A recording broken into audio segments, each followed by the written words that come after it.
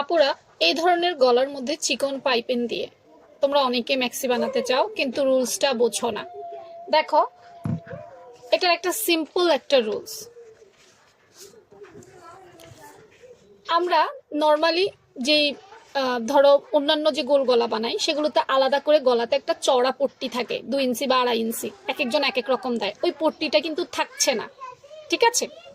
তো যার কারণে তোমরা কি করবা, দেখো, কাঁধের মাপটা ঠিক তোমাদের যে বেসিক রুলস আছে সেটাই দিবা।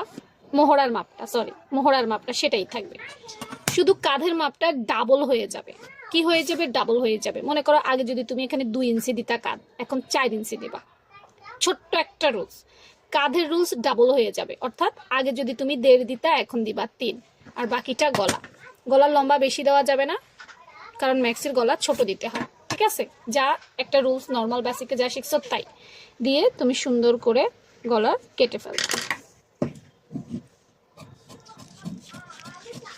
ব্যাস, শুধু একটাই রুলস খেয়াল করো, একটাই রুলস, শুধু কাট লাইনটা যা ছিল তার ডাবল করে দিবা। এরপর তোমার যেভাবে কুচি দেওয়ার সেভাবে কুচি দিয়ে এটার মধ্যে চিকন একটা পাইপেন সেট করে দিবা। এতটুকুই হচ্ছে এই ম্যাক্সিটার রুলস।